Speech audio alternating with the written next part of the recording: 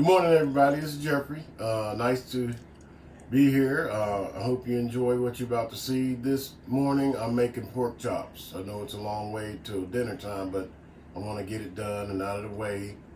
You know, I got to feed mom and maybe a couple other people, but I want to make sure that I get it done in a timely manner. So like I said, today we're making pork chops. I like the ones with the bone in that sort of resembles the bone in a T-bone steak. It's a little bit smaller, as you can see, but I don't remove that bone. That bone adds a little flavor to the pork chop. I don't eat pork chops too often, but when I do, I'll make sure that I don't overdo it. See, here's a good one. See that bone? That's what you want to keep, that bone in there. Those of you that prefer that bone, just leave it. Some that don't, you don't have to have it in there. Now, what I do is simple. Those of you that watched me make the wings, you notice that I did a little trick here on the wings. And what I like to do is I like to poke my meat with the toothpick. And you can do this basically with any cut of pork chop that you prefer. Whatever your preference is what you can use. I just like to do this because I like the seasonings to kind of set in the meat for a little while before I put them in the oil. Right now I'm just prepping them and I'm going to let them set for a little while.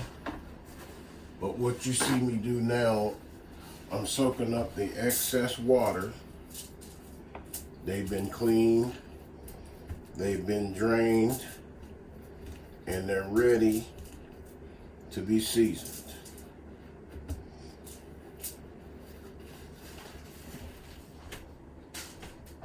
Okay, and what I like to do after I get them all poked and dried, I like to coat my pan with the seasoning mix that I made of some spices that I like.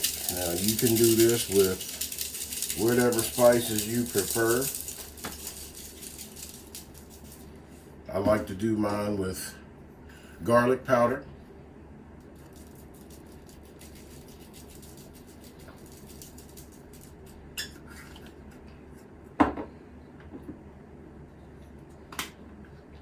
pink Himalayan salt,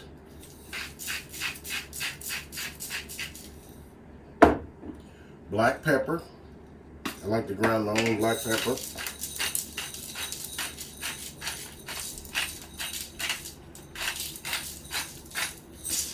And just for a nice little added boost, a little bit of Creole seasoning. Doesn't matter what brand? Does not matter what brand of Creole seasoning you use, just your preference is what you want. That's what you can use. So once that bottom of that pan is coated, I remove the pork chops from the drying area and I'll place them in my pan of the seasonings. And you can do this however you choose. This is just my method. I like for them to set in the spices, and since it's still a little bit moist, that helps it to adhere to the meat. So the same spices that you use to coat the pan are the same spices that you use to coat the side that is up to you, that's not seasoned. So here we go with my special blend. And give it a good coat, because some of this is going to come off in the process of cooking.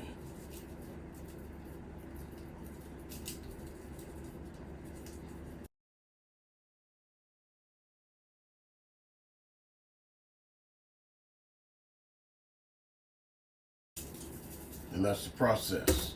And you want to let that set for about 5 or 10 minutes until the bottom is nice and coated, the top is nice and coated. And what you'll see is the spices on top, because the pork chops are still a little moist, Are you going to flour them or just Yes. straight? I'm gonna Okay. flour them after they set for a while, because I want the seasonings to stay on here. So what I do is I let it set for a while, and then when I'm ready to cook them, I do the flour and then the oil. Alrighty. Now what I like to do is I like to get my oil ready. I use about maybe 3/4 inch high or less, depending on the thickness of your pork chops. I like for my temperature to be at about 350. So I turn it on low and just let it heat up very slow. When it gets to that point where you see that little bit of smoke come off, then you know it's hot enough. Now, what I like to do is I like to add a little flour to my sifter. I use my sifter. And that way, when you use your sifter, the flour comes out a little finer. Don't want any lumps in there, but you want to coat. Babe, can you move the flour bag out the way? You want to coat your pork chops fairly evenly, and I'm going to show you why.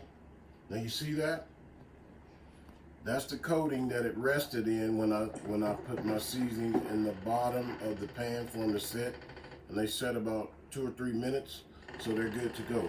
And what I like to do after this process is I take my sifter and I beat the flour, just lightly tap, and that coats the top part, so you don't have to worry about, you know, flipping it over to try to get the other side floured. For me, that's my easiest method, and I do that to each pork chop, and then I'll let it rest on the plate till the oil's nice and hot, and just repeat the process. See that? Shake it around a little bit.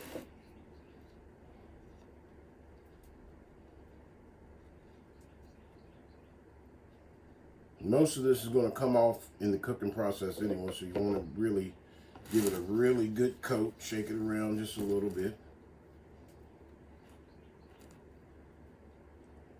And that's what you're looking for. And just repeat the same process.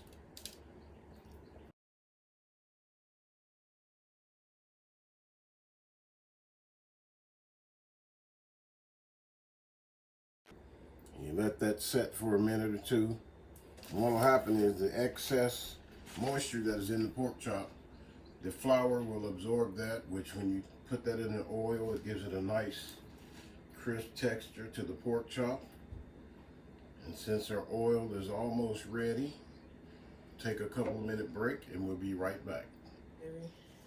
Okay, now that our pork chops have been resting in the flour, it's time to put them in the oil. If you noticed, I didn't add cornstarch to the flour because I preferred that only for my wings. So we're going to get these over to the stove. My oil is ready. And what you want to do, you never want to just drop them in the oil. You want to lay them gently in the oil. And Lord knows you don't want to get popped by this oil. And you just gently lay them in there. Right now I'm going to do 2 at a time. I mean, I could put a third one in there, but I don't want it to crowd the pan. I want it to cook even on every side. And you let that set. You rearrange them how you want to. Well, for right now, that's what you want. That's what you look for right there. Okay, this is what you look for. When you see the blood right here coming through, that means that heat is getting all the way through the meat. So it's been in now for about 2 minutes. So I like to check them. Nice and crispy. Let it brown up a little more.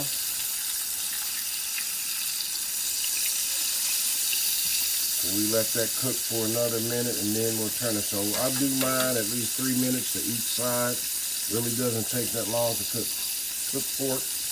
But once you see the blood come through the bone and sometimes the beat, you know that your heat is getting through the pork chop. This is how I do it. I do mine about 3 minutes on each side, but I'm gonna tell you right now, you can do it as long as you want to. Is your preference.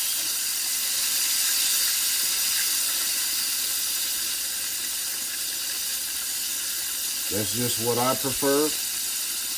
And like I said, you can do it on each side, 3 minutes or longer, depending on what you prefer. How dark you like it, because like I said, it doesn't take that long to cook pork, but I like mine 3 minutes each side. That's good for me.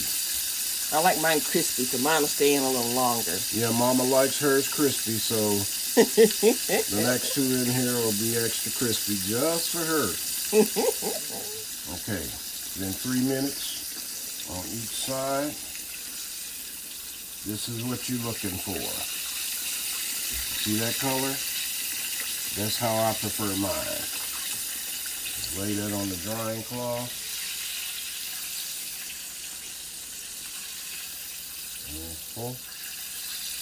Drain the excess oil.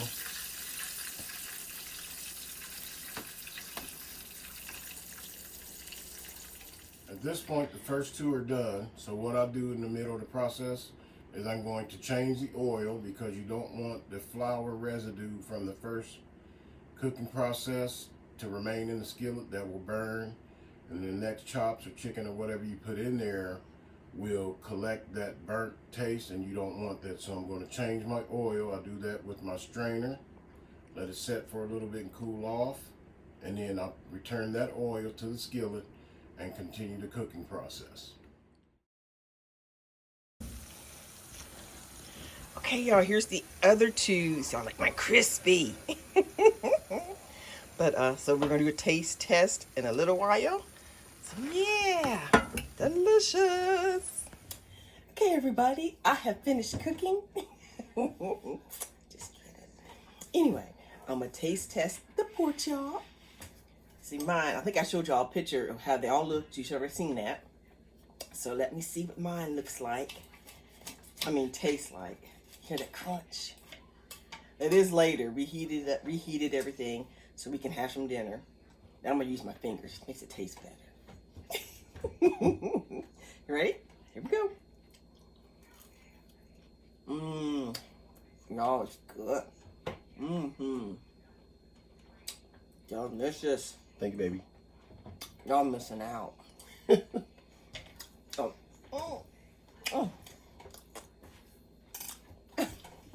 You gonna taste yours? Yes. Okay. Now I heated up some corn, canned corn, and I threw some garlic pepper, butter, a little sugar. So that's what my extra is. And then Jeff made some stewed pears. Yes. Okay. Here we go. That's his.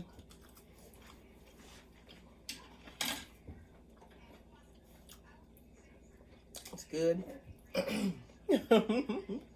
Right amount of spices. Nice crispiness to it. It's all good. Come on. And I'm gonna taste your pears. I mean, didn't show that on here, but all right. So I'm gonna taste I love pears. I don't know about this, stew part, but still firm, so that's good. If it tastes good, maybe we'll do a quick video later and make them again and show y'all, all the things.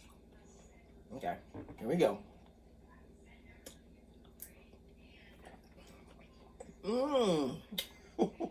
Oh, that's good. That's good, baby. Thank you. It reminds me of like an apple cobbler or some kind of thing like that to fill in for apple pie but pears. That is good. Thank you. All right, we're gonna go eat our dinner, and thanks all for hanging out. I guess you have a blessed night, and guess we'll talk to you later. Bye. Bye.